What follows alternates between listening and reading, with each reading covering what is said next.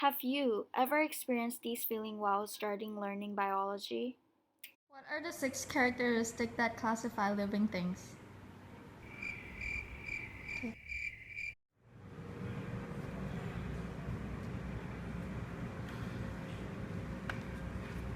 What? Test today? What am I gonna do? The story of my life. Or feelings like, I don't understand anything.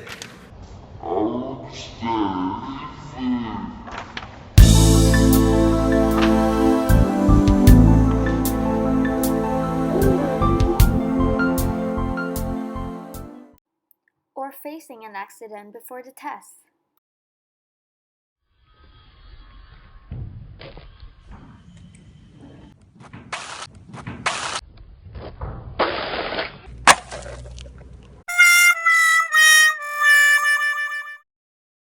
So, let me help you by taking you to a quick lesson without frustration, stress, but easy to understand.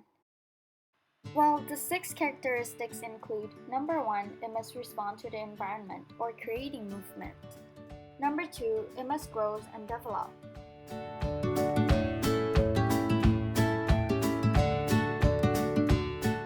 Number three, it must produce its offsprings or having babies.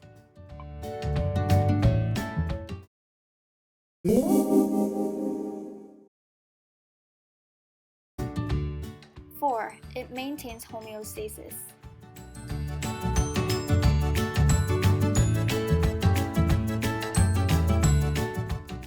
Now, what is it, you might be wondering? Homeostasis is the process of maintaining a stable environment. For example, your body doesn't freeze when you go out in the temperature below freezing, but instead you get goosebumps or shiver. 5. It must have complex chemistry, which all living things have them, even a single little teeny tiny bacteria. And 6. Obviously consists of cells, because cells makes up every single living thing. Moving on to the interdependence of living things are symbiosis and competition. Symbiosis is a relationship between two different species animals, and one of them benefit from the relationship. One example of a win-win relationship or symbiosis is between a shrimp and a goby fish. The shrimp will dig a hole in the sand for the goby fish to live together. Whereas the shrimp has a bad eyesight, the goby fish will touch the shrimp to let it know the predator is near. Next is competition. Competition is another relationship between living things / animals that depends on the same resources at the same place and time, and the resources might be food and water. And what are some good examples of competition? So let me show you. Maybe we have a better one.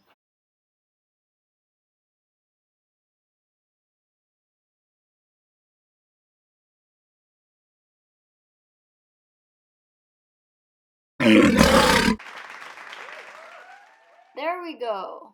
Alright, let's move to unifying principles of biology.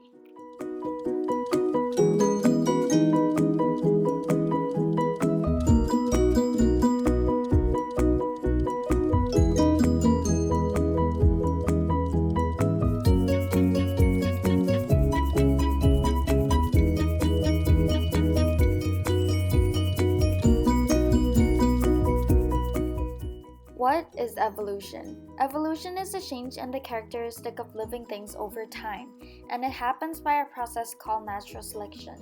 And in natural selection, some living things produce more offspring than others do. Starting off with population, population is organisms of the same species that live in the same area.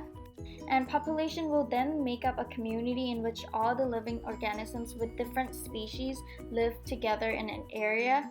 Then it will turn into ecosystem consisting of all living things in an area with non-living environments such as water and sunlight. Next is biome, or a group of similar ecosystem with the same type of physical environment.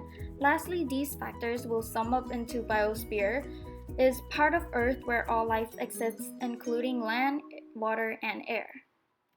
And finally, our short lesson is finished.